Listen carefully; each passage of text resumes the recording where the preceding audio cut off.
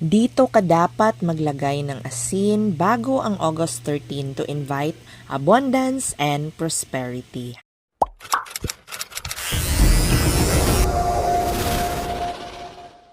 Ghost Month will officially start on August 13 at magtatapos ito sa September 10.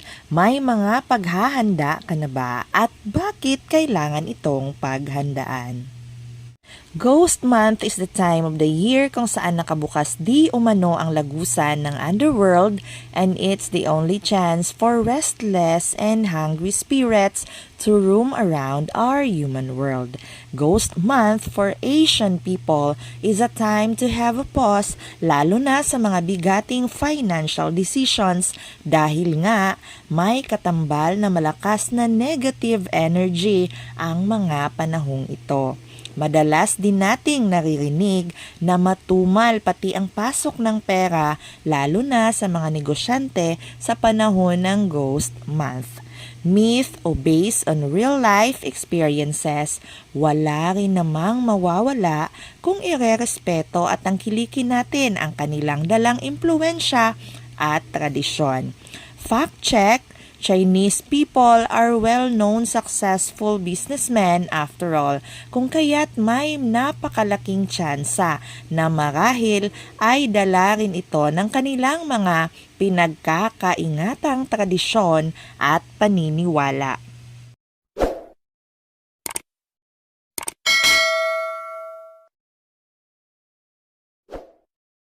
For today's video ay alamin natin kung bakit napakahalaga ng paglalagay ng asin bago ang pagsapit ng August 13 o ang start ng Ghost Month. Maglagay ng asin sa mga area na ito ng inyong tahanan bago sumapit ang August 13. Mas mainam din na gawin ito sa araw ng Martes o Biyernes o mismong pagkatapos mong nakapag-general cleaning sa buong kabahayan. Ang asin o salt ay simbolo ng divine purity at ito ang pinakauna at sagradong simbolo ng yaman. Bago pa man naimbento ang mga barya at paper bills, ay asin ang pinakaunang ginagamit sa kalakalan, kung kaya't pati ang sweldo o salary ay nagmula rin sa salitang salarium na ang ibig sabihin ay salt money. Salt carries pure and golden energy representing life. Hindi lamang ito basta-bastang commodity o pampalasa. Kahit dito sa atin sa Pilipinas, alam nating napaka-importante ng asin sa ating tahanan. Ito ang isa sa pinakaunang bagay na dapat ay maunang maipasok sa bahay kung ikaw ay bagong lipat, in order to clear and cleanse the space from bad spirits and negative energy. During Ghost Month preparation, saan ba natin ito dapat ilagay ang asin in order to protect us and our home sa lahat ng kamalasang dala ng mga masasama at ligaw na kaluluwa? Upang maiwasan ang pagtambak ng mga alalahanin, pagka-stagnant ng iyong financial na kalagayan at ano pang pangit na dala ng Ghost Month, maglagay ng asin sa mga specific na area na ito ng iyong bahay o ng iyong mga ginagamit na bagay. Hindi ito isang magic. Isa itong subok na taga-neutralize ng lahat ng negativity sa bawat bagay na nagulo at nawala sa tamang balanse, upang magkaroon ng matiwasay at maayos na daan ang lahat ng positibong enerhiya, lalo na sa panahon ng Ghost Month. Kailangan nating i-clear out sa anumang negative energy at ihanda ang ating mga bahay at hayaan nating mapakalma at maabsorb ng asin ang mga kamalasan. Kung nais nating magkaroon ng maginhawa at palaging safe na paglalakbay, kailangan nating pahiran ng asin in clockwise direction ang ating malinis na sapatos o tsinelas. Why clockwise? Dahil it represents forward motion and divine direction. Isa ito sa pinakasikretong dapat at bigyan natin ng halaga lalo na sa pagpasok ng Ghost Month. Ibig sabihin, hindi tayo pwedeng basta-basta na lang maglagay ng asin sa kung saan-saan. We have to do it and in a specific direction. Our shoes brings us to wherever we go. It should always carry with so much positivity. Ang asin ay hindi lamang taga-absorb ng negativity. It cleanses our path. It clears the atmosphere and invites clarity, divine light, and so much positive energy. Pero bago tayo maglagay ng asin sa kung saan natin ito dapat ipahid at ilagay, ay kailangang siguraduhin na malinis na ang lahat ng bagay at area na ito away from dust o anumang bahid ng dumi upang direktang magawa ng asin ang nais nating mangyari. We do it with our pure heart and intention. We align it with our prayers and declarations. Sa ating mga tahanan, kung may isang bagay na dapat nating pagtuunan ng pansin at lagyan ng asin, hindi ito ang kusina o ang sala.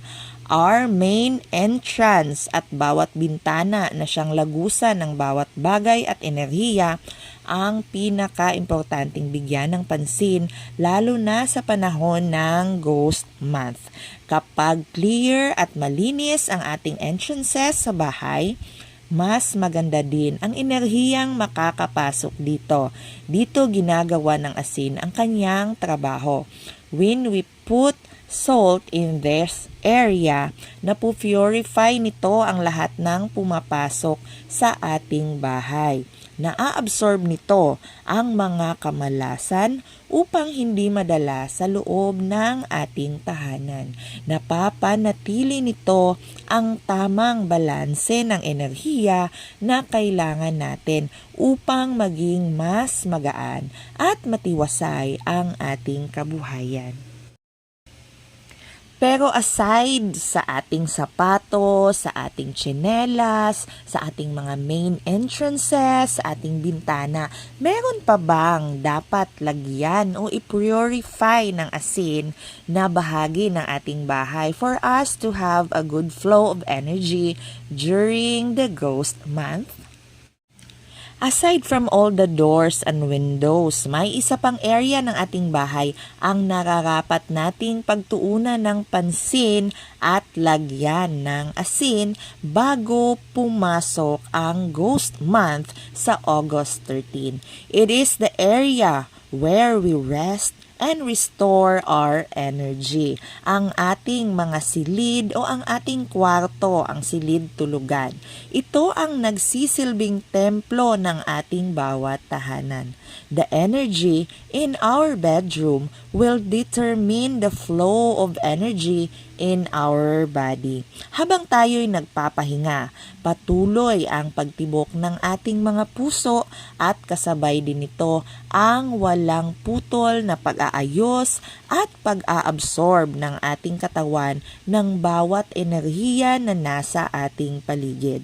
Kapag malinis, peaceful, maayos at kalmado ang bawat enerhiyang nasa ating kwarto, magiging mas magaan ang bawat araw natin dahil sa positivity na katambal nito. Salt will ensure to keep our bedroom energy in perfect harmony and balance. It is where our bedroom that this flow of positive energy starts for good alignment to happen. Huwag natin itong hayaang maging magulo at tila storage lamang ng lahat ng ayaw nating makita sa labas. Hindi rin ito workplace. We need the best room to rest and recharge.